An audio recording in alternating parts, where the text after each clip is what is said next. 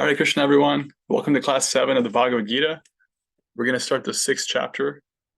This is the chapter on what's called Dhyan Yoga, the yoga of meditation. It talks a little bit about asana, about pranayama, controlling the breath. A lot of what we know as yoga in the West and the world outside of India is kind of summarized in this chapter. It's really exciting. It's one of my favorite chapters. And we're going to start with some beautiful kirtan yoga led by Bhakti and Kelly,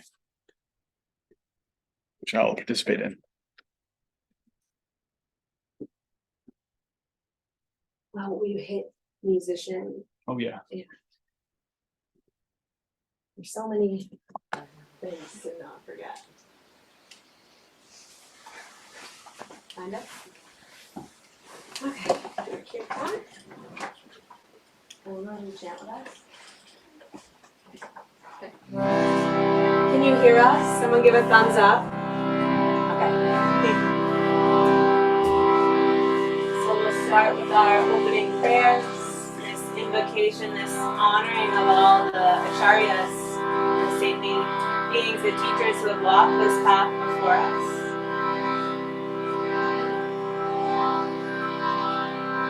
Removing the darkness of ignorance with the torchlight of knowledge. Take a deep breath in, fill up.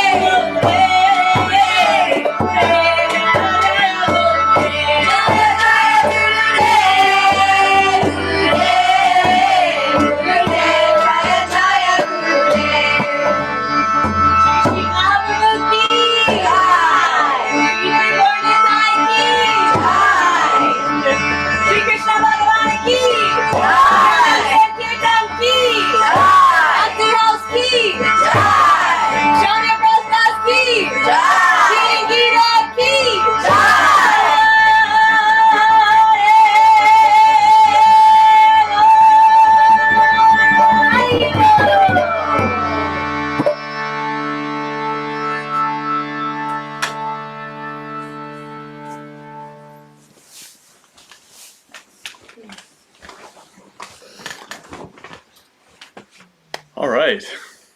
Hare Krishna. Auspicious starting invoked. So as always, I'll offer some invocation prayers to acknowledge my gratitude and dependence on my teachers, those who've shown the way. The prayers are also there in the beginning, the introduction of Bhagavad Gita, for those who want to follow along. Om Jnanatimirantasya Jnananjanashrakaya Chakshurunmiritam Yena Tasmai Shri Gurave Namaha Vancha Kalpatarubhyascha Kripasantubhya Evacha Patitanam Pavanebhyo Vaishnavebhyo Namo Namaha Jai Shri Krishna Chaitanya Prabhu Nityananda Shri Advaita Gadadhara Srivasadi Gaura Bhakta Vrinda Hare Krishna Krishna Krishna Hare Hare Hare Rama Rama Rama Hare Hare. Bhagavad Gita chapter 7, Dhyan Yoga. Does anybody remember what yoga means in Sanskrit? To unite, to yoke, to connect, that's right. That's where the word yoke comes from, Y-O-K-E, to connect. That's going to be really important. It's important throughout Bhagavad Gita, and we're going to talk a little bit more about that than usual in this chapter, because this chapter deals with what we typically associate with the word yoga. And so we'll start with a little bit of review, not that much, because I feel like there's a lot in this chapter, and it'd be great if we can get through it all today, but we'll see. So just a bit about last week. We went over the entire 5th chapter, which is amazing. And it's called Karma Yoga, Action and Krishna Consciousness. Krishna reiterated this point about acting in the world, but acting in the right consciousness, acting entirely in service, acting not for personal gain.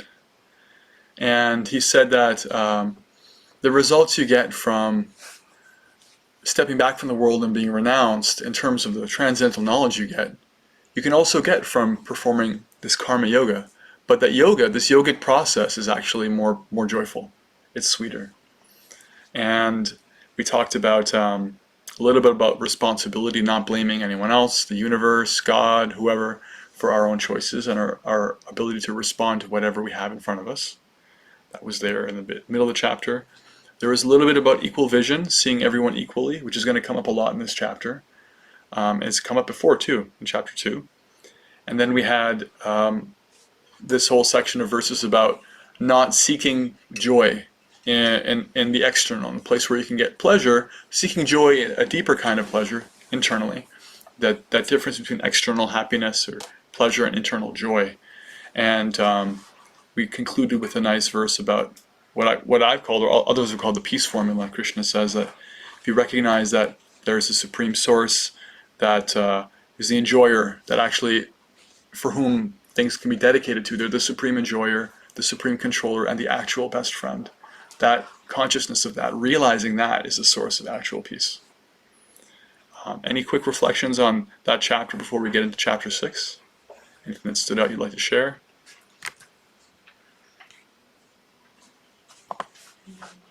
No problem. I loved how you were talking about how our choices matter. Yeah. And that was really, and that comes up again right at the end of the Gita. Like, Krishna gives us that. Here's the way. Here's the fountain of knowledge. Now you choose. So it's not blind faith, right? But that we have the ability to sit with and then discern and to choose. Absolutely. Yeah. Bhagavad Gita, Bhakti Yoga is ultimately about the yoga of connection and relationship. You can't have connection without partnership, relationship, and you can't have relationship without choice. You have to have the ability to opt in and decide to be present. Just like you're all deciding to listen to Bhagavad Gita today. That's a powerful choice. So my dad's here today. Yeah, that's right. Say hi. Mr. Skinner, good to see you. We're noting your presence. We're really happy to have you. Yes, Aaron's already on chapter 6. We are on chapter 6. Incredibly. This is the end of the first third of Bhagavad Gita. So if we get through today, we'll have read a third of Bhagavad Gita. And thematically, it really kind of steps up between thirds. 7 and 12 are like they're like pieces of bread, 1 and 6 and 13 to 18. 7 to 12 are like that sweet, wonderful filling. Or I guess it's more of a dessert reference. But yeah. All right, chapter 6.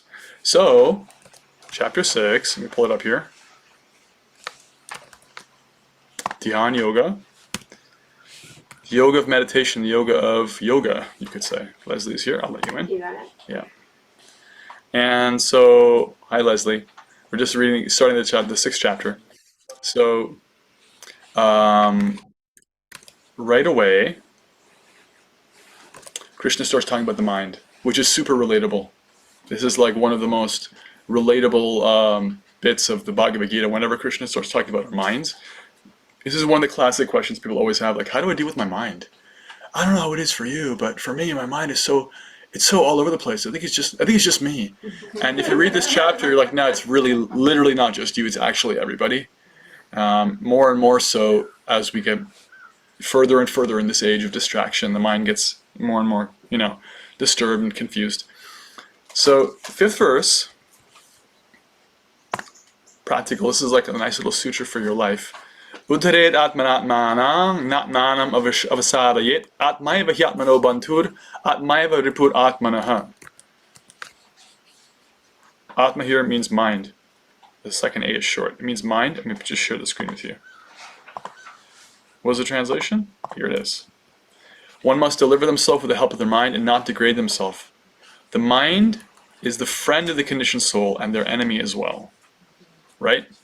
So it's like, imagine you have a roommate and they're actually always with you.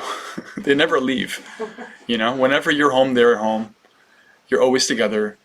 And now imagine a situation where your roommate is like your greatest cheerleader, best friend, benefactor. They're always leaving you little gifts.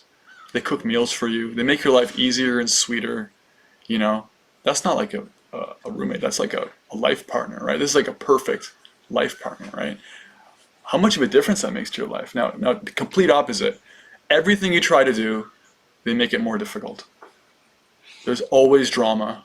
There's always distraction. So much pain and suffering.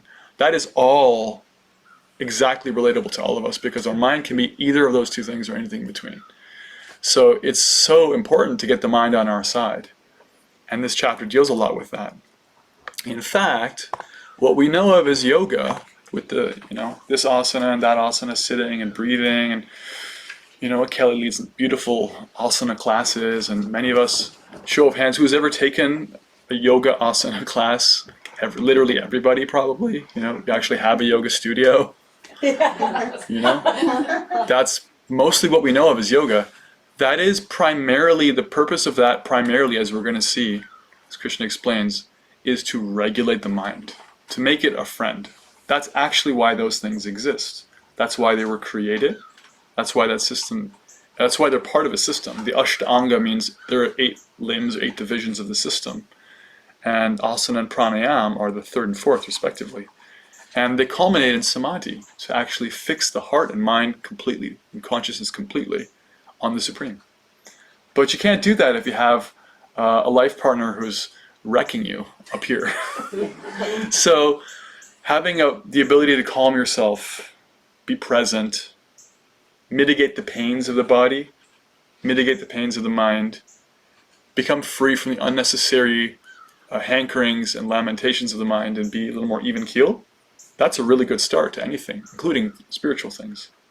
In fact, that's a good start to anything even material. If you want to write a book, you've got to have a place to write that's peaceful. If you want to finish a thesis or get a degree or meet any goal in life, get an Olympic gold medal, you got to have this on your side. And it helps to have a healthy body too. So it turns out that's also good for spiritual life because we're not the body and we're not the material mind, but we got to deal with them. So better to swim with the current than try to swim against it, have it going against you. It's not going to be fun or particularly easy. So, Krishna goes on, text 6, for them who has conquered the mind is the best of friends. One who's failed to do so, it will remain the greatest enemy. Comment? Question? I was just wondering if you could explain, I don't think you did, or I might have not heard you, the meaning of the chapter title. Yeah. Dhyan yoga. So every chapter in Bhagavad Gita is a kind of yoga, a way to connect. This is the yoga of dhyan. Dhyan means to meditate, to fix the mind. And so we've heard about the mind a little bit. We're going to hear more. And we get into, again, into equanimity, equal vision, being able to see different situations equally. In verse 8, Krishna says, a yogi who's established in self-realization sees everything, whether it be pebbles, stone, or gold, all is the same. A person is considered still further advanced when they regard honest well-wishers, affectionate benefactors, the neutral, mediators, the envious, friends and enemies, the pious and the sinners, all with an equal mind. So it's actually a sign of advancement to be able to view the external world equally. Oh, it's cold out. Oh, it's hot out. But you don't get pushed around by that. Even harder, Krishna says, is to view people equally. That's a lot more emotional engagement and emotional demand to be like, okay, this person can't stand me. They completely misunderstood me. This person is very affectionate to me, and to be able to have equal care for both. Doesn't mean you deal with them exactly the same way. Prabhupada gives the example. One can develop love for all living beings. One doesn't go and embrace a tiger. So one's dealing with every situation is still practical, but on the internal level, this equanimity, this equal vision has been brought up, I think in 4 different chapters at least already so far. And it's brought up again, because that's a symptom that we can see when that's starting to develop in the mind, that we're performing our yoga practice or our connection to the divine effectively. And then we get into a few verses about the actual mechanical process, the techniques of sitting and breathing. And so all of the later texts around yoga and yoga classes, which primarily deal with this, is summarized in 5 verses in Bhagavad Gita. And even in Patanjali's Yoga Sutras, which expand on these ideas, Patanjali himself explains that the shortcut to yoga is what he calls in Sanskrit as Ishvara Pranitana, to surrender to the Supreme Controller. And all the techniques and this asana and that asana and look like this and bend like that. That's actually, these are details in support of these principles. Verses 11 through 15 talks about going to a secluded place, sitting on it, sitting properly, very firmly, controlling the mind, fixing the mind on one point, holding one's body, neck, and head erect in a straight line, staring at the tip of the nose, he says. So the idea is that not being distracted by the object, things in the object of vision, field of vision. Prabhupada gives the example when you're performing japa, you're chanting your own practice of japa if you're sitting in one place. If you keep your eyes wide open, you can get distracted. If you close your eyes, you can fall asleep. Sometimes advice to keep your eyes kind of half closed to be able to hear and focus on the hearing process without getting distracted. He goes over a little bit the value of celibacy, the value of controlling or regulating one's sex life, at least, that it purifies the mind. And so he just summarizes that really quickly. And then he says at the end, making me the ultimate goal of life. This is actually the goal of yoga. The goal of yoga is not to be peaceful. Peacefulness is one of the results that supports that final goal. Because as Krishna says earlier, it's important, it's valuable to be peaceful. If you have peace, you can attain other things with it. You can't be happy without it. So even just that material piece of having a tranquil mind and a healthy body is useful, but that's not the end goal. It's a side effect. It's a useful side benefit of the yoga practice. And I think that we've seen that our modern culture is really good at finding ways to be comfortable on the bodily and mental level, or seeking that out. And I think it's done a pretty good job, I would say, of extracting those aspects from the yoga tradition, and not as good a job at finding what the end goal of all that is. But Krishna talks about it, even in this chapter. In fact, he concludes the chapter by making the point about what's the best kind of yogi. So we'll get to that. Can I ask a question about the celibacy? This has been on my mind, and Sure. The other word, just mindful of the young child.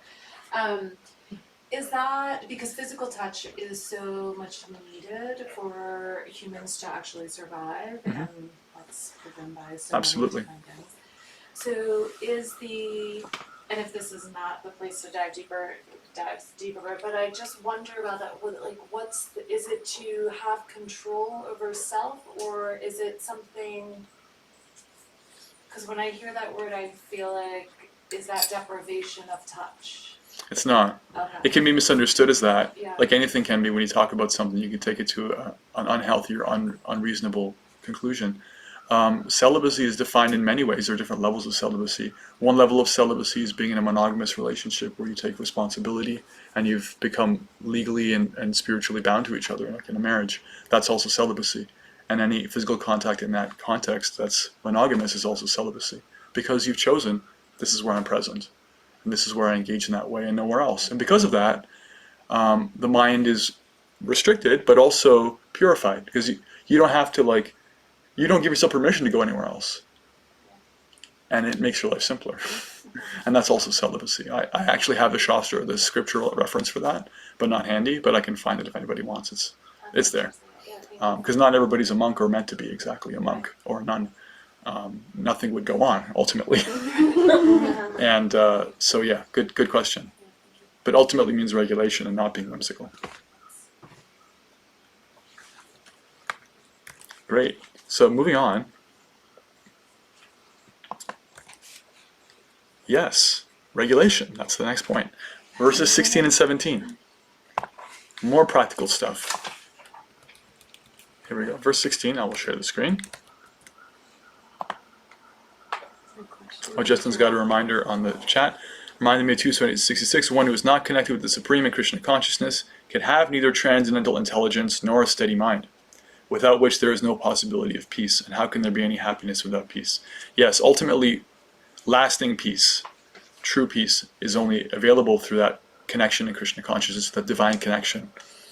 And all the modification or adjustments we make on the bodily platform can make a more or less comfortable situation for the body and mind, but we have to choose to try to engage and to connect. All right, so verse 16.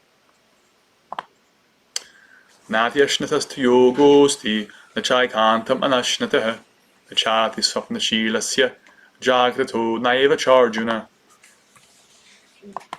Arjuna means Arjuna. There is, yeah, cha means and. It's one of the most common word in Bhagavad Gita, probably. There is no possibility of one's becoming a yogi, O Arjuna, if one eats too much or eats too little, sleeps too much or does not sleep enough. Right? And I would add to that, on the topic of what you just said, if one is obsessed with sex or one is obsessed with avoiding sex, that also creates unhealthy attachment and aversion. The point is regulation allows for a smooth process of the body doing its thing, and you can therefore apply the mind in a more focused way on what you're trying to do, and yoga is about applying the mind towards connecting. So that's right here, connection through regulation. The next verse, verse 17. Yuktahara viharasya yuktacheshtasya karmasu yuktasvapnavabodhasya yogo bhavati dukkha. He who is regulated in his habits of eating, sleeping, recreation, and work can mitigate all material pains by practicing the yoga system. So, anyone know what the word mitigate means? Fancy word. It means to lessen. Not completely eliminate, but lessen. Krishna is not saying that if you regulate yourself on the material level, you will eliminate all suffering, but you can decrease it to a great extent. And he mentions regulating eating, sleeping, your work, your activity. These are all very natural things, and also recreation, notably. So sometimes people don't know how to have any fun. They don't know how to relax, and it makes their work worse. It makes their eating worse. It makes everything in their life worse because they don't allow themselves to have too little of that. And sometimes people get into video games for days on end, or they live their life like it's a giant vacation, and it's too much recreation mode, and that's also a problem. So the human body and the human life requires a certain amount of gratification of the senses. Srila Prabhupada compared it to salt. When you're eating a meal, you want to have some salt, not too much, otherwise it's ruined, and not too little, otherwise it's also kind of ruined, right? You want to have a little salt. So it's important to have a balance. It's important to have a balanced life. And that's such a practical, common sense piece of advice that Krishna, he says it and he moves on. It's actually like so, it should be such a basic thing. And yet in our society, that's already like considered, wow, yeah, have a balanced life. That's very wise. You know, that's just a foundational thing for being able to do anything great in life. And practicing bhakti, practicing yoga, connecting to the Supreme is definitely great. So we want to have some balance to support that. Want to have a little fun, get enough sleep. If you try to restrict your sleep, if you say, well, I want to wake up really early every day to chant Hare Krishna and to do more of my practice, and I'm going to like go to bed really late too. You can do that for a few days, and then you will crash. Hopefully not while you're driving a car, but you will crash, I promise you. And if you try to fast, you know, you can only, water seeks its own level. So a lot of what the practitioner of bhakti has to do is to find well-wishing, wise guidance to work together to find out what is my level, what can I actually do every day, you know, that's achievable. And gets me a little, maybe out of my comfort zone, but not into my, like into my stretch zone, but not into my like freak out zone. Doesn't burn me out, but it doesn't, it's not so easy that I'm not challenging myself and I can hit it every day. Just like working out at the gym, you have to try to do something, and if you try to do too much, you'll probably just injure yourself or scare yourself and not go back, right? Or lose your self-esteem. So there has to be some progressive way. Make sense? Very, very practical. Regulation. Then we get into a tidbit, a little slice of the experience of what it's like to connect to the Supreme. Verses 20 to 23, which Srila Prabhupada translates all together. It's 4 verses. Talks about what the experience, the feeling is when you connect to the Supreme. We've heard about peace, we've heard about equanimity, seeing others equally. That's part of the experience. I'll just read this to you. In the stage of perfection called trance or samadhi, again, samadhi is the last of the angas of yoga. It's the goal of regulating the mind and body. This connection, pure connection. One's mind is completely restrained from material mental activities by practice of yoga. This perfection is characterized by one's ability to see the self by the pure mind and to relish and rejoice in the self. That self is capital S, so refers to ourself and also the Supreme Self, the Lord. In that joyous state, one is situated in boundless transcendental happiness, realized through transcendental senses. Established thus, one never departs from the truth, and upon gaining this, they think there is no greater gain. Being situated in such a position, one is never shaken, even in the midst of greatest difficulty. This indeed is actual freedom from all miseries arising from material contact. So, I mean, my reflection on reading that is always that it's beautiful, first of all, and it's also very inspiring. It's something to really aim for. And I would say that it's also, there are aspects of all of this that we can and do experience in our practice. We're meant to get a glimpse of this regularly. And that glimpse, I mentioned in one class about how you experience a glimpse of fearlessness or a glimpse of timelessness in your practice, being outside of time. This verse talks about boundless happiness, not being shaken even in the midst of difficulty. This is actually the source of conviction for us. This is how we stay nourished, is to have a regular experience. Otherwise, you know, I mean, like I gave the example way at the beginning of this course or discussion group.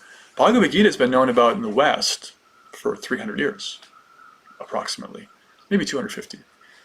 And many people continue to read Bhagavad Gita as an academic study. It's certainly a very intellectually stimulating exercise you can do. And yet, it doesn't change people until they start to apply themselves. So when one applies oneself in one's practice, it's not just theoretical anymore. You get to have the privilege of an experience, even if it's a fractional aspect of what we just read, an aspect of equanimity, an aspect of peace, an aspect of freedom from the pushing of the mind, the lower modes of nature. That's a gift. That's actually a gift from above.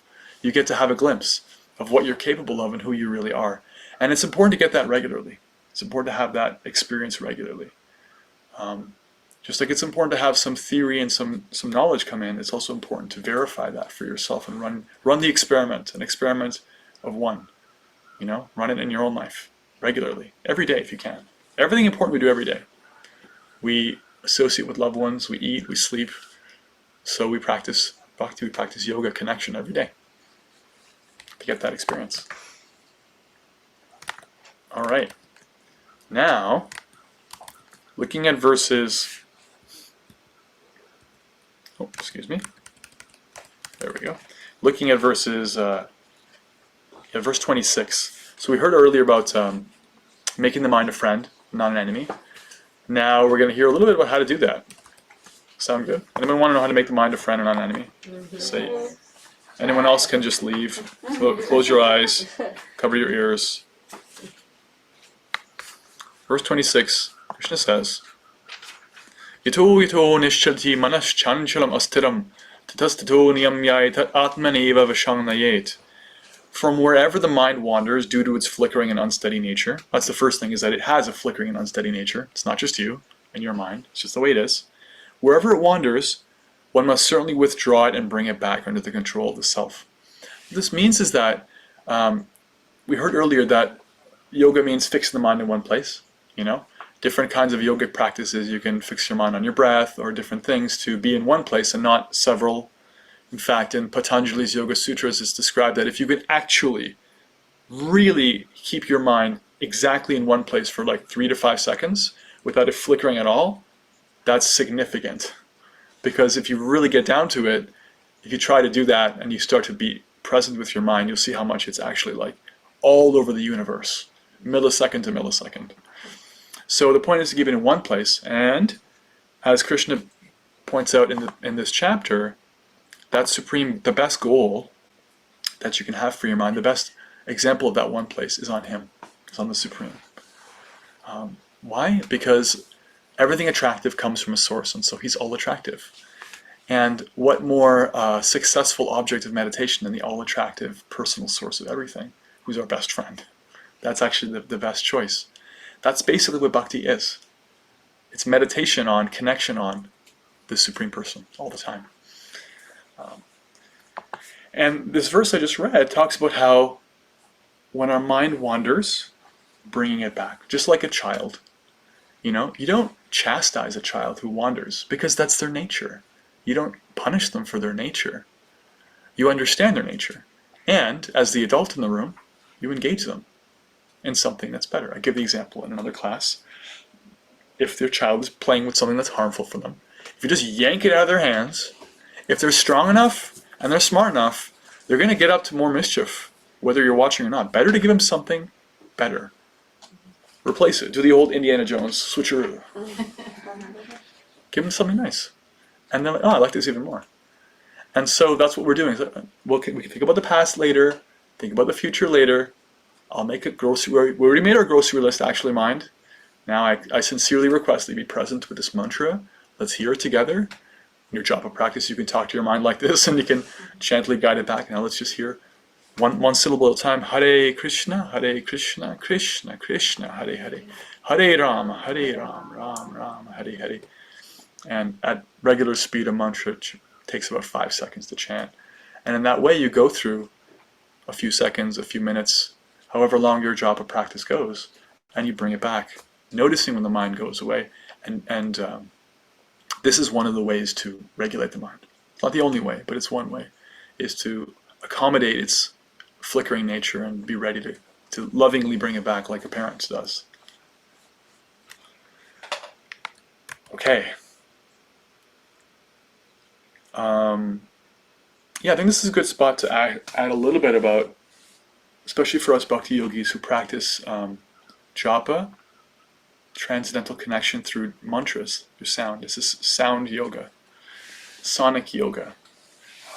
And in Bhagavad Gita and also in several other places, it's described how in this age, mantra meditation is the most practical, efficacious way to connect to the Supreme. In other ages, it was actually possible to not just achieve physical and mental peace through asana. it was possible to progress in that path through asana and pranayama, controlling the breath, to dharana, withdrawing the senses, the fifth limb of Ashtanga, to, I think, dhyan, and then another kind of deeper dhyan, then samadhi. There's an entire process just through internal meditation, beginning with do's and don'ts, and then asana. You could do all that in previous ages and actually realize God, realize the Supreme. It is not recommended in this age because it would take so long. It would require such separation from the objects of the senses. It's so strict. Actually, if you perform it according to what the books say you should, it's so strict that we can't do it. But what is practical and what is joyful is mantra meditation. And so for those of us who are practicing that, whenever we can, perhaps every day, even just for a couple minutes, I'll mention a few things that aren't strictly in this flow, but relate to the process of making the mind a friend and the techniques. And I call them the 3 Ps. I didn't make this up. I didn't come up with it myself. It's the 3 Ps. Posture, which kind of summarizes asana, really. Sit in a way where you can breathe, fill your lungs, sit straight. Because if you do that, you tell your body whatever you're doing is important. If you're having a conversation with someone, they start to kind of slouch. Then they're like, you get the sense they're not really with you. And so even with our own body, if you let yourself kind of slouch, no matter how important your job is to you, your body's going to be like, your mind's going to be like, actually, yeah, we can kind of just sleep or whatever. This is not so important. So better to just, get those back muscles a little strong. You have to take asana classes. I know a good teacher. Do what you got to do to have a good framework, so that when you sit and chant, you have a little good posture. Decent. It doesn't have to be technically perfect asana, just good posture. Another is pronunciation, not a linguistic consideration, just being able to chant and hear every syllable. Be present with every syllable. Hare Krishna, Krishna Krishna, Hare Hare. Because as you go, the mind's going to want to say, well, I'd rather think about the plot to that movie I just saw. Let's look at that commercial I just listened to. Or the one I remember from 30 years ago, the jingle won't leave my mind. Let's do that. It's like, no, let's bring it back to every syllable, hearing, pronouncing distinctly. The last is prayer, being in a prayerful mood. All the mechanical aspects of hearing and physical presence won't help you past a certain point if you don't actually approach in a prayerful mood. And if you do, then you can get support in the other 2 things too. And if your body's giving you trouble, or you're in a loud place and you can't even hear all the syllables or whatever, be prayerful, call out. Those are the 3 Ps: posture, pronunciation, and prayer. Moving on. Are there any things in the chat? Are the things in chat? I see red things I can't see now. Some notifications. Yeah, they're just Eileen saying, puppy on a leash. Oh, okay. Yes. The mind, probably. The mind. Yeah, we're the leash holder. The mind is the puppy. But like any good dog, there's no such thing as bad dogs, there's just bad masters. You see a bad dog, it means they were abused, or they were mistreated, or they were neglected, or someone didn't have the patience to deal with their breed properly, or give them enough exercise or whatever. The mind's like that. It can be your best friend. Man's best friend is not the dog, it's the mind, turns out. And when they're puppies, you gotta leash them a little bit. You gotta train them a little bit. But with love. So, moving on. So we heard about equanimity earlier. Seeing stones, pebbles, and gold, friends and enemies with an equal eye. Now we'll hear more about that in a few verses. Verses 29 to 32.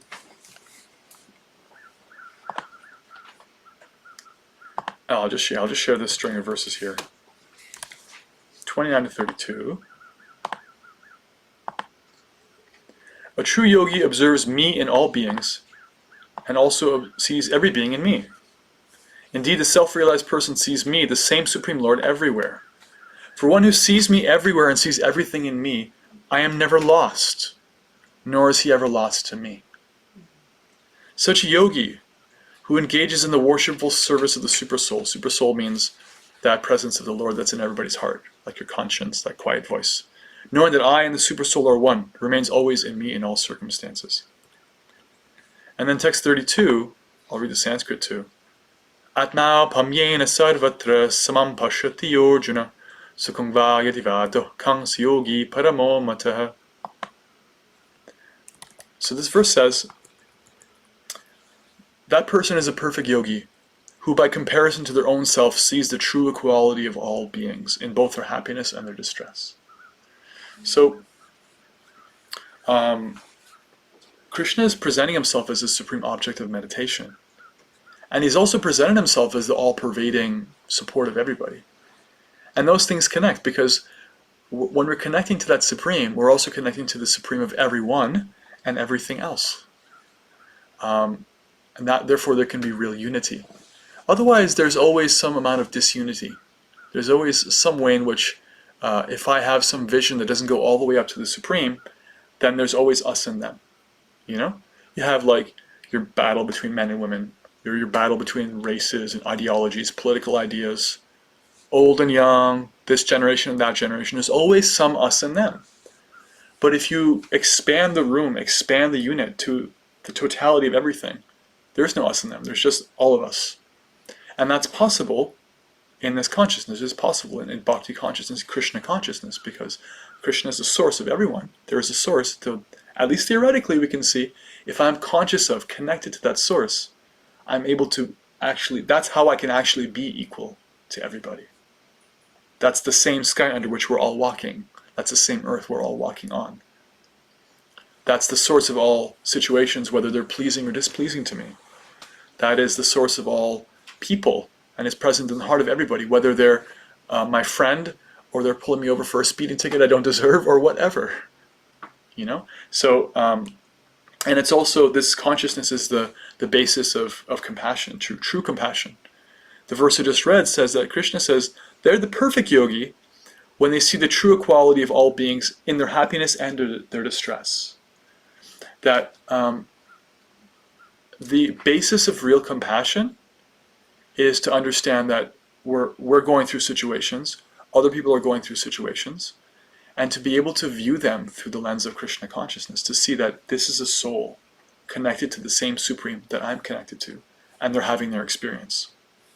This is a spiritual being having a material experience, right? That was one of the first things we said about this class. We're not material beings having a spiritual experience. We're spiritual beings having a material experience. And we can realize that about ourselves and about others, including friends and enemies and villains and anyone else, when we see them in terms of their connection to the Supreme, to Krishna. That's the one thing that's always been in common with everybody, always. Otherwise, all the situations are coming and going. All the affiliations and designations and group dynamics are always shifting. And in our own life, we're always also coming and going from all those things anyway. You know? But we've always been part and parcel of that Supreme, and we always will be.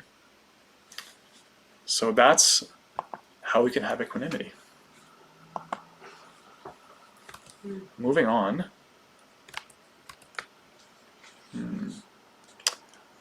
So now to a little more about the challenge of controlling the mind. So after hearing these verses, in fact, after hearing that last one I just read, Arjuna says the following: "O Krishna, the system of yoga which you have summarized appears impractical and unendurable to me, for the mind is restless and unsteady." Can anyone relate to that? Restless and unsteady? Mm-hmm. Yes. The mind is restless, turbulent, obstinate, and very strong, O Krishna. And to subdue it, I think, is more difficult than controlling the wind. You know, you want to control the wind, you're going to grab it, I'm going to make it mine. Like, good luck, right?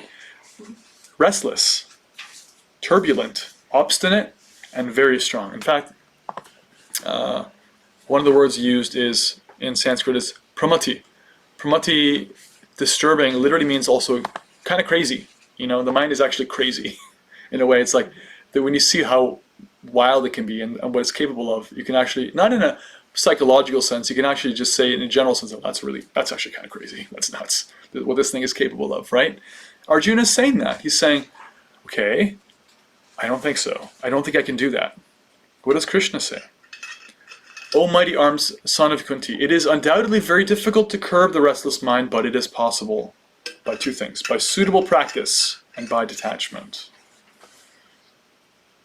So that detachment we've touched on in other chapters, how when you practice, when you advance in your bhakti practice, you start to experience the difference between yourself and your body. And when you advance more, you start to experience the difference between yourself and your mind. your material mind. You can observe your mind bouncing around the room. You can observe it doing whatever it's doing, and you realize that I am observing it, therefore I'm different. I am that observer, and it is observed. And when you have that helps. It helps a lot, because if you think you are that situation that your mind is playing out for you, if you identify with that, good or bad, you can't control the mind. You can't do it because you're dealing with a system with its own self. It can't fix itself. So you have to have some detachment. You have to have someone with a leash. If you think you are the puppy, how can you control the puppy? Right? Yeah, how can you guide it to being something like growing into a fully grown, loyal dog? You can't. You'll just be led around by the nose, around the world, by your mind. So that's one thing, is detachment. And the other thing is suitable practice. So, as I mentioned earlier, in this age, that suitable practice primarily has to do with sound, sonic yoga, hearing, and reciting, chanting and hearing. And if it's done in group, it's even more powerful. Kirtan or Sankirtan. And so this process of yoga is the suitable practice, the hearing process. It's actually very important. And in fact, Krishna goes into it again in the 13th chapter, that even if you have no other qualifications, if you're inclined to hear, if you actually are inclined to hear, then you can, basically, I'm summarizing kind of like for the sake of making it clear. He says you basically skip some levels if you're inclined to hear. Just like if you want to know about something that you have absolutely no grounding in, if you just hear from an expert, like attentively, you'll get something. That's why I said this last class. That's why TED Talks exists. Let's get the world's best leaders in something and just hear from them, because that process really works. So it turns out that hearing from Bhagavad Gita and from those who are very advanced in their bhakti practice, like Srila Prabhupada, is a very authorized way to advance. And hearing these mantras, particularly the Hare Krishna mantra, which is in the oldest texts of the Vedas and Upanishads, it works. Even if we don't understand it, but if we do understand it, we study it, and we actually understand and practice conceiving of ourselves as part and parcel of the Supreme, and understand, the word Krishna and all the meanings that are there, it deepens our practice. So just taking this moment to point out what suitable practice means for us. That's why we always start with kirtan, and I would say many or most of the people who are taking this class have some practice that involves hearing, Bhagavad Gita, or hearing mantras, and that is very, very practical and very advised. Yes? Can you explain the difference of kirtan and sankirtan? Yeah. So the Sanskrit prefix san or sam, which becomes sun depending on how it's combined to other letters, means with or together, all together. So kirtan means to glorify. Kirtan means to offer praise and glorification. It's from a Sanskrit word which means to basically do that, to offer glorification. And so Sankirtan means to get together and do that. And what we're doing when we practice what's called Nam Sankirtan, Nama means predictably name, that's where the word name comes from, is to get together and glorify the transcendental names of the Supreme. Chant Hare Krishna in what we call Kirtan is Nam Sankirtana, getting together. This is also a kind of Sankirtan we're doing right now. This is getting together and airing, broadcasting, glorifying the philosophy of Bhagavad Gita, talking about the message that Krishna gave to Arjuna, talking about the philosophical aspects, the practical aspects, the emotional aspects of Bhagavad Gita's message. And hearing that attentively is also being in a kirtan. And it also involves a certain amount of Nam Kirtan, because I keep saying Krishna's name as I read his name here. Mm-hmm. But it's also primarily like, philosophical kirtan. And so Sankirtan means to get together and do it together. Just like if you tried to do this on your own, or if I tried to do it on my own, there's a certain amount of experience, but when we do it together, it's better for everybody, including me. We all get a deeper experience of absorbing ourselves in the Maha Mantra or in Bhagavad Gita together. So there's two things in that statement. Sankirtan, or that word, is sangha, togetherness, like-minded, spiritually oriented, well-wishing community, and keeping the Supreme in the middle and glorifying them, giving voice to them and hearing about them attentively. Sam, Kirtan, those two things. Which are pretty much the two fundamental aspects of bhakti, really. Does Sanskrit, I'm sorry to interrupt, does that mean anything other Yeah, sort of. It's the than same. like together with the... Yeah, Sanskrit, the word Sanskrit, that's really interesting you said that, because it is actually the same root as Sankirtan, Sanskrita. Sanskrita means completely, perfectly composed. Sanskrit is the perfectly composed language. There are no Sanskrit spelling bees, because everything in Sanskrit is always spelled the same way it's pronounced. So there's no guesswork or memorization. English has spelling bees because there are 7 different ways to pronounce O-U-G-H. Through, thorough, bow, cough, do, etc. Sanskrit is very, very logical. And so it was glorified with the name, perfectly composed. But it's the same root, sang. Sanskrit, Sankirtan. Yeah. Good ear. She's a language she teaches Italian. It shows. Yeah. All right. Yes. So, now verses 37 to 45. We're getting there near the end of the chapter. Now, Arjuna asks this, he raises his doubt. He says, "Oh, Krishna, what is the destination of an unsuccessful transcendentalist? Someone who in the beginning takes to the process of self-realization with faith, but who later desists.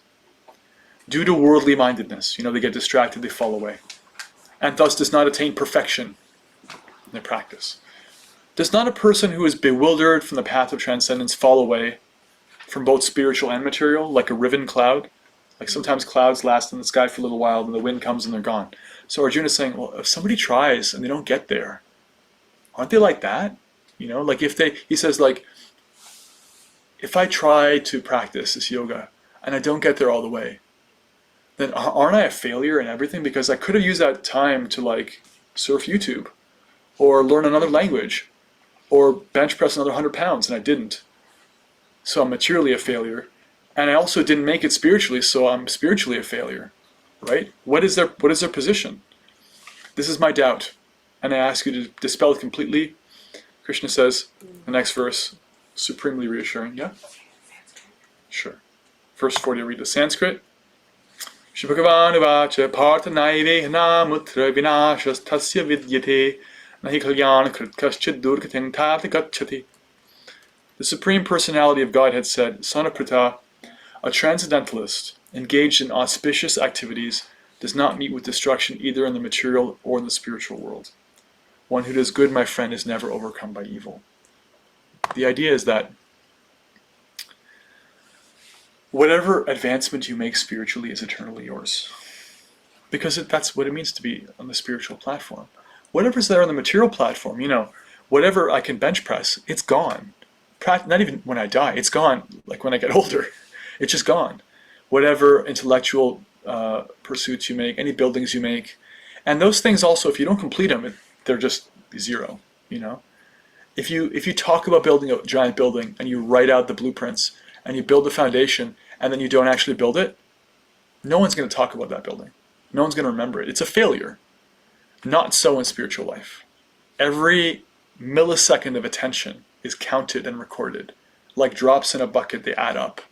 They're not taken away because they're yours, because you chose to connect to the Supreme, and everything in connection to the Supreme is also eternal. So they don't lose, they win. So Krishna elaborates on this. It's not just a platitude. He says the unsuccessful yogi, after many, many years of enjoyment on the planets of the pious living entities, is born into a family of righteous people or a family of rich aristocracy. Or, if unsuccessful, after a long practice of yoga, they take birth in a family of transcendentalists who are surely great in wisdom. Certainly such a birth is rare in this world. They achieve some pious destination, perhaps, and in their next life, they continue to have opportunities. Then he says something that I think many of you can relate to. He says, verse 43, on taking such a birth, they revive the divine consciousness of their previous life and they again try to make further progress in order to achieve complete success. By virtue of the divine consciousness of their previous life, they become attracted to the yogic principles even without seeking them. Such an inquisitive transcendentalist always stands above the ritualistic principles of the scriptures. They're naturally drawn to spiritual topics. They're naturally given the opportunity, and they find themselves asking the questions. I met somebody the other day who grew up in the Middle East, and they spent a little time in India, and then they went back to the Middle East, and they came to Canada, and they kind of just like lived out the material dream, he said. Like, I wanted all those things that I thought I could get, and I got them. And I asked myself, like, what else is there to life? And I wanted more. And then I remembered this mantra I'd heard when I was in India. I remembered Krishna's name, and I thought it was very sweet. He said that, and I thought to myself, this is not a very average person I'm talking to. This is not an average realization that they meet all their material goals, they make it, and then they think, but there's something more. I really appreciate that Hare Krishna mantra I heard that one time in a temple in India. That means that person has done some practice before. That person is naturally drawn. They have cleared away the dust from the mirror. They have cleared away the distraction. They have earned the privilege of a certain amount of attraction. And they're starting at that level again. And so sometimes people are discouraged because I'm only at this level. Well, you're only at whatever level you're at now. And as soon as you get even a little more, that's eternally yours. Whereas if you go to the gym and try to bench press anything more, it's only yours for only so long. Or whatever other material gain you might get. So Krishna is being really helpful in helping us to decide where we can put our attention, what's going to give us the biggest dividends, and how it is that people are naturally drawn to bhakti and to yogic spiritual principles. And notice that he says that where does he say it's a sectarian consideration? It's far above sectarianism. They may not know the word Krishna or yoga. They may not worship by that same name, but they're drawn nonetheless because it's a function of the soul. Explain sectarianism. Yeah, sectarianism means to conceive of oneself as belonging to a group, a limited conception of a group. I am this ideology. I am that ideology. And non-sectarian means to find the uniting principles that are actually eternally true. We're always connected to the Supreme, however we know that Supreme. That's always true. Therefore, that's our real nature. We know that as Bhakti Yoga because we're reading Bhagavad Gita, because it is, in my opinion, and why I'm teaching Bhagavad Gita, it's the most complete handbook with the most guides and the most thorough map. But it's the same path. Krishna said that himself. Everyone's following my path in all respects. Now, the conclusion of the chapter, after all this talk about yoga, he defines the best of the yogis in the last verse. One of the beautiful things about Bhagavad Gita is that as you read it, you'll find that the first verse and last verse of every chapter are often very, they're never redundant or random. They're very, very carefully chosen and spoken. And Krishna makes a very powerful point here. Yoginam api sarvesham. Of all yogis, mad gaten antaratmana, shuddhavan bhajate yomam sameyukta tamomataha. Bhajate is a verb, relates to bhakti. Worships with love. What does it mean? Of all the yogis, the one who with great faith always abides in me, thinking of me in himself, and renders transcendental loving service to me. They are the most intimately united with me in yoga, and they are the highest of all. That is my opinion, he says. So that's the nature of the highest form of yoga. That's the goal of yoga, is to connect in love. And that connection doesn't have any break. That highest capacity for connection doesn't have any interruption, doesn't have a beginning or an end, and it's not motivated by anything else. It's not like, I'm doing this to get something. No, this is what I truly want. I want to serve here. I want to be present out of love. Just like love that's, motivated by a paycheck is not love at all. Love that's motivated by physical gratification or other gratification is not really love. It's mixed. And the soul is capable of uninterrupted, externally motivated love. And when one is connected to the Supreme in that way, that is the highest form of yoga. Says Krishna on the very chapter on yoga and meditation. Hare Krishna. Hare Krishna. Thank you. Thank you for your attention and meditative ears and minds. So now we'll take any questions, any comments, any reflections, anything that stood out, anything you'd like to hear more of. I really Yes. appreciated the I'm observing my mind and it is being observed. Because I like think back to times where like I was so in my mind I didn't see myself Yeah. and thought that my mind was myself. So being able to just hear that in a different way, like, is just reiterating that I am not my mind. And it was beautiful to hear. Thank you. Yeah, so the reflection was there that she appreciated hearing how we can see the mind and experience it, and that realize that I'm observing the mind, and therefore I'm not the mind. I'm the observer of the mind, because Caitlin has experienced, and we all have experienced, being dragged around and identifying with our mental situation, good or bad. You know, like you're intoxicated with joy, and it's like you can't.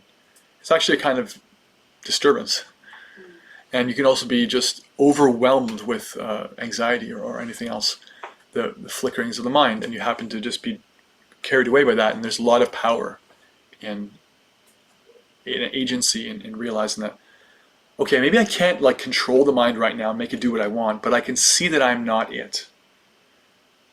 And I can deal with it appropriately.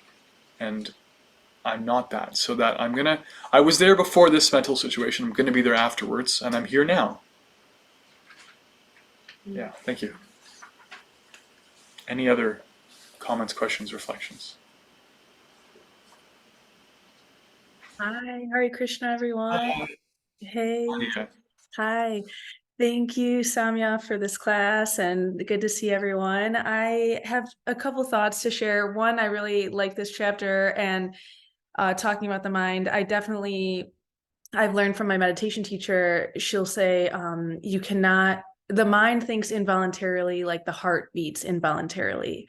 Like you cannot command your heart to stop beating. You cannot command the mind to stop thinking.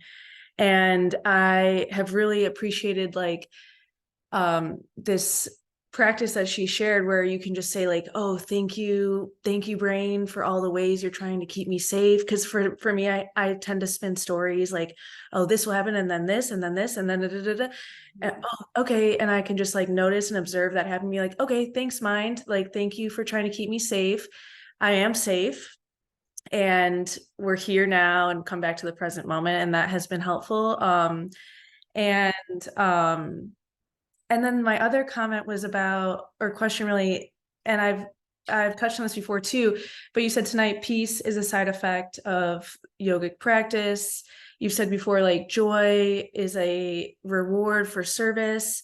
And I really resonate with that. And I understand that, like that discipline, like living a life of discipline, like the like intentional choices and all those things, like, you know, there's benefits to that, like real internal joy that we get to experience because of that. But like my question or point of confusion is like, okay, and then what? Like, because to be like peaceful and joyful still in the material world, I mean, okay, like that sounds like I'm not ungrateful for that. Like, okay, that's great, but then is there something like next? Or like that's like peace isn't the goal, but like is there like an afterlife that's the goal? Like then I'll be happier later or something. Like I don't. Yes.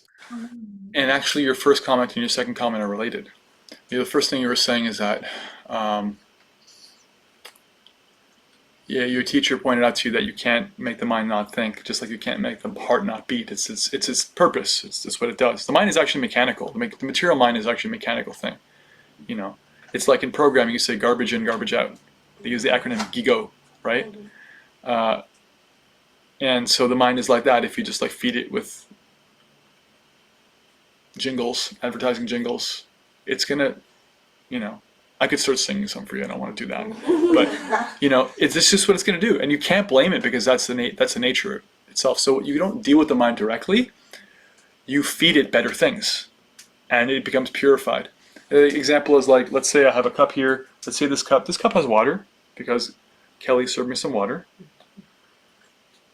Let's say this cup has poison in it, and if I want to purify it, the best way to do that is to, in the analogy, is to pour clean water in it until all the useless things are cleaned out. Because the cup of the mind can't be empty. It always has to have something. So you can't be like, I'm going to empty it out and then fill it. No, you always have to be putting something in. So the best is to put the best thing into it. And so your second point is, it's nice to be peaceful in the world, but that doesn't seem like it's the end goal. What else is there? And you're right, it isn't the end goal. Because it's not just enough to be stable and peaceful and regulated. That's not the definition of blissful. That's just like having train tracks so that your train doesn't fall off to the left or right. It keeps you kind of in a flow, going to the right destination. What is the destination? The destination, according to Bhagavad Gita, is a completely uninterrupted, unmotivated, and eternal relationship of love between ourselves and the supreme lovable object, the supremely lovable Krishna. And that love is an experience of ever expanding giving. And that's not part of a business deal. It's just given out of love, and it's mutual. And the experience of that is described in other texts, more advanced texts, and is also embodied by persons who are at higher levels of bhakti practice. We can see that. And the internal kind of experience of that is touched on, we just read that in this chapter, but is not so much dealt with in the Bhagavad Gita. But it is dealt with a little bit at the end, when we hear about what it was like for Sanjay to hear the whole conversation, because Sanjay is actually a devotee of Krishna. He's relating this whole conversation to Dhritarashtra at the beginning, the king. And it's dealt with in the postgraduate study of Bhagavad Gita, the Srimad Bhagavatam, extensively, and then again in the Chaitanya Charitamrita. But the summary of your answer to your question is that, yeah, it isn't enough to just be peaceful. That's just a favorable situation for engaging with love.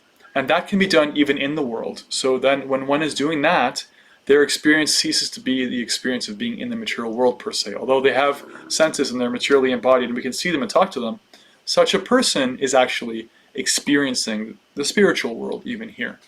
And they can help others to come to that too by supporting them in their practice and inspiring them. Does that help you? Does that kind of touch on what you're... Yeah, I mean that's amazing. I mean, to be in this, to feel the spiritual too. in material, like, yeah, that's amazing. I'm just like, what does Bhakti Yoga say about like afterlife? Yes. In short, yes, there is afterlife. You don't have to keep coming back here. We heard about how you do until you're perfect in your practice. And in summary, there are, like, the word location comes from the Sanskrit loka. There are lokas for engaging in pure devotional love and connection with this form of the Supreme or that form of the Supreme, and in this mood or that mood. And everything is accounted for and, what's the word I'm looking for? Facilitated. Everything is facilitated. And the eternal soul doesn't end, and it doesn't have to be restricted to a body that has the indignities of old age and birth and death and disease and any of that. Yeah, is that a good summary for you? There's a lot more that's offered about that. In summary, a couple of verses in the 8th chapter, and then again I would say there's a lot more in the Srimad Bhagavatam. Great detail. And if you read the purports that Srila Prabhupada offers, Prabhupada, his genius was drawing together from different scriptures, so you'll find that his purports will include a lot of detail about this. As we go along, I'll try to keep my eyes and ears out for purports that are on the topic, but I highly recommend everyone read the whole Bhagavad Gita with all the purports. You know, if you read even a page a day, it'll just take you like a year or something, right? You're going to be a year older in a year anyway. And those kinds of questions are definitively answered with Sanskrit and modern analogies and everything you'd want by Prabhupada in the purports. So that's that's what I would suggest for more information. Okay? Thumbs up. Great. Any other comments here? Any more comments? Reflections? Reflections? Yes. Definitely I'm so glad you talked about real compassion too. Yeah, as real I- compassion. To remind us that everyone is going through something, right? So when Mm.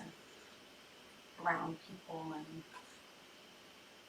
just dealing with certain things too as well. So you can, I don't know, it like shifts everything completely when you have that mindset Yeah, too. So real compassion, how it shifts everything.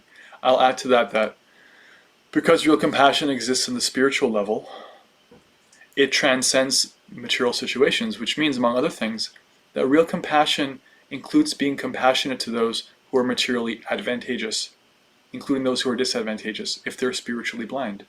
Because real joy, for one who's experiencing joy in the spiritual platform, they feel that they understand that anyone can have that. Everyone can have that, regardless of sectarian affiliation or whatever.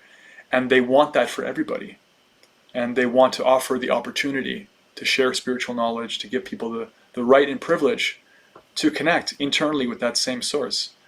And they also want to help people to transcend their material situation, not just improve it.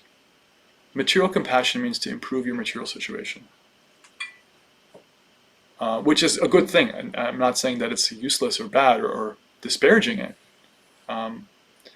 But we give the quote some weeks ago that Albert Einstein said, a problem cannot be solved on the same level that created it.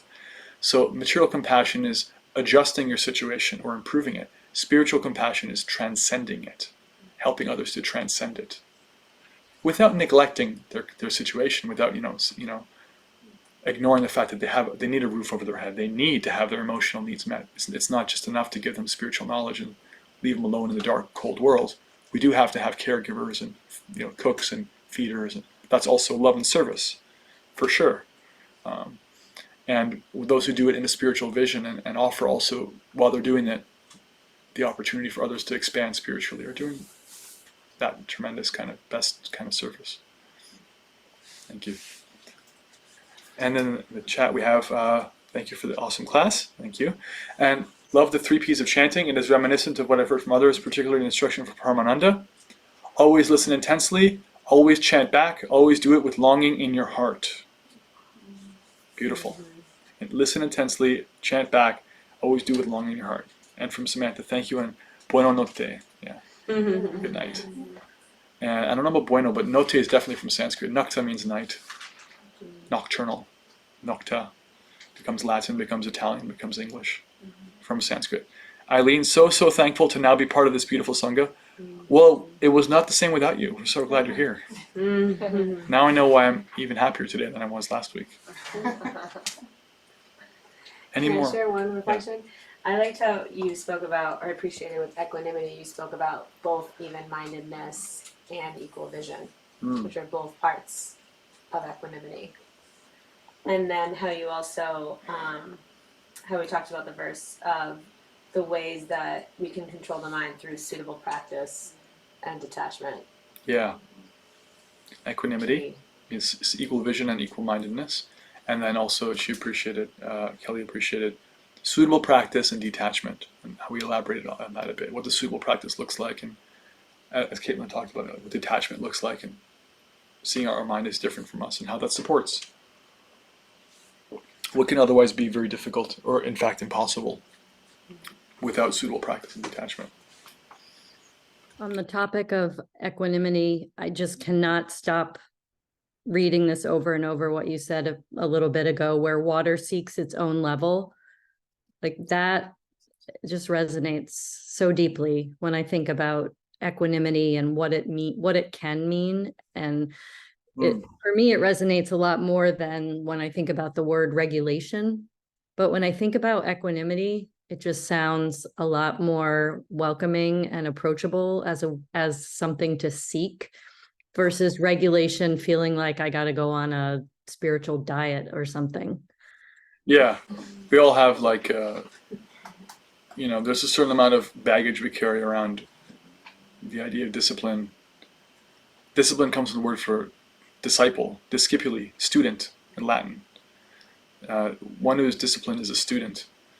But our experience of discipline is often like dealing with taskmasters or being controlled or suppressed or oppressing ourselves or denying ourselves, self-negation. It's like, it can seem painful. Of course, it doesn't have to be that way.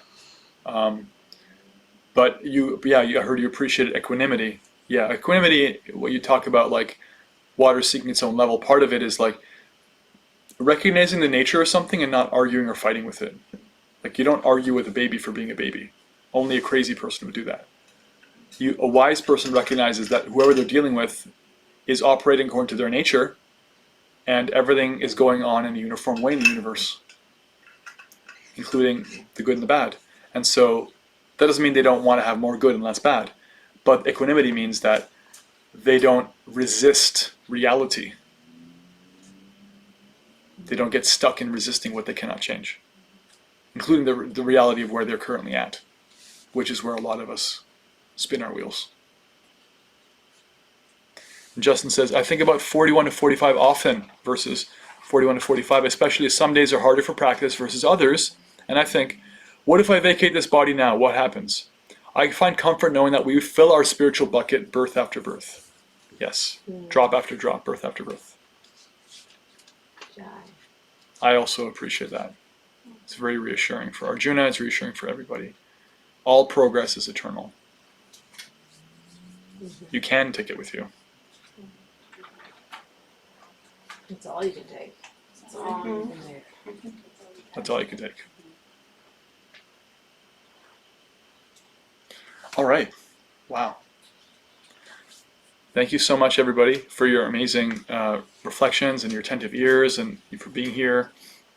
And for our online attendees, we love you. And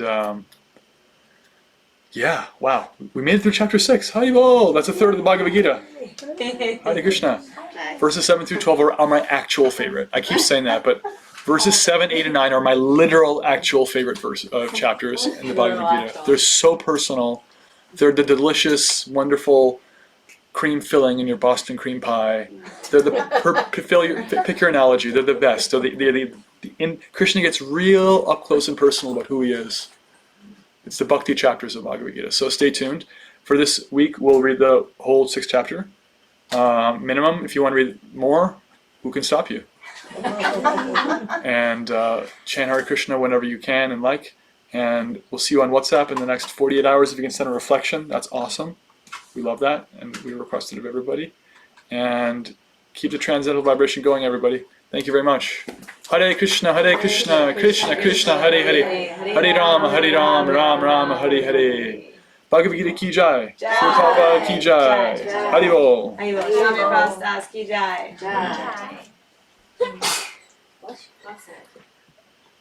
Haribol, sweet souls. Bye. Bye, Mom and Dad. Bye. Say bye, Mom and Dad.